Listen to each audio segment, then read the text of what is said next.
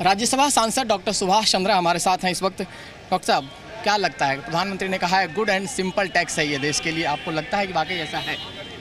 जो अब तक एग्जिस्टिंग था उसकी तुलना में प्रधानमंत्री ने जो कहा ये वाकई गुड एंड सिंपल टैक्स है। लेकिन मेरा साथ में ये भी मानना है कि आज की सरकार, विपक्ष, सभी राज्य जो इनके साथ में रहे हैं, जिन्हों के सबके प्रयास से ही ये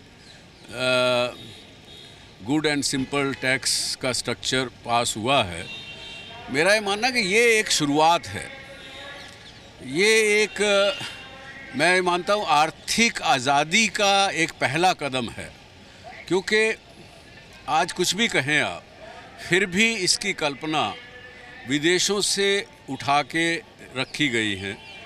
इसके अभी भी कुछ पहलू हैं जो हमारे देश और हमारी संस्कृति और हमारे कल्चर में फिर भी थोड़ा सा आगे पीछे होते हैं।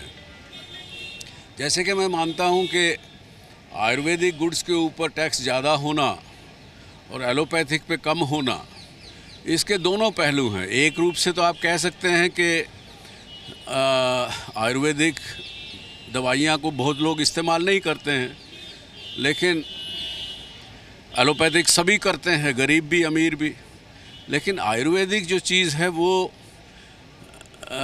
एक एलोपैथिक से अच्छी है, क्योंकि वो बीमारी का इलाज करती है, एलोपैथिक सिम्टम का इलाज करती है। तो ऐसी कई चीज़ें हैं। रेट को छोड़ भी दें तो ही मैं समझता हूँ कि पूरे दोनों पार्लियामेंट को, पूरे सभी कानून बनाने वाले लोगों को बैठ के एक ऐसा ढांचा खड़ा करना पड़ेगा, ऐसा ढांचा सोचना पड़ेगा जो इस देश का हो, इस देश के द्वारा निर्मित किया गया हो, और उसके अंदर जो भी कुछ कमी है इस स्ट्रक्चर में बाकी है वो भी दूर हो जाए। व्यापार जगत की बात करें तो बड़े व्यापारी, छोटे व्यापारी और मझले व्यापारी, क्या लगता है व्यापारियों के लिहाज से ये टैक्स जो है, जो आया है, कैसा रहेगा? व्यापारियों के हिसाब से भी ठीक रहेगा, लेकिन केवल उन व्यापारियों के लिए ठीक नहीं है जिन्होंने आज तक बैंक का खाता भी नहीं खोला हुआ, जिनकी एक सोच है कि सरकारी तंत्र से दूर रहो तो ही आप ठीक रहोगे। जैसे पुलिस से आज इस देश का नागरिक डरता है, उसी प्रकार से टैक्स के जो इंस्पेक्टर्स हैं और भी चीज़ें, उनसे एक छोटा व्यापारी डरता है।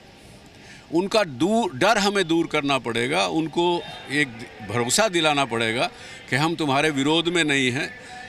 सरकार व्यापारियों का जहाँ तक वो ईमानदारी से काम करे पूरा साथ में है, केवल जो चोर हैं उनके विरोध में है। जिस दिन ये मैसेज चला जाएगा तो उस दिन वो जो व्यक्ति थोड़ी बहुत चोरी करता है वो भी इसमें आ जाएगा। आम आदमी, भरोसा दिलाना सरकार का काम है, हमारा काम है। आम आदमी को ये लगता है कि इसके आने से चीज़ें महंगी हो जाएगी, उनके लिए कहीं ना कहीं दिक्कतें होंगी, जो मैसेज विपक्ष भी दे रहा है। आपको लगता है कि वाकई आम आदमी के लिए इसमें सहूलियत है, उनको परेशानी होने वाली है और उनको परेशानी के लिए तैयार रहना होगा? देखिए, उसमें आम आदमी के लिए अगर 10 चीज़ें 20 चीज़ें वो कंज्यूम करता है तो 2 चीज़ें शायद महंगी हो सकती हैं, 10 चीज़ें सस्ती हो सकती हैं।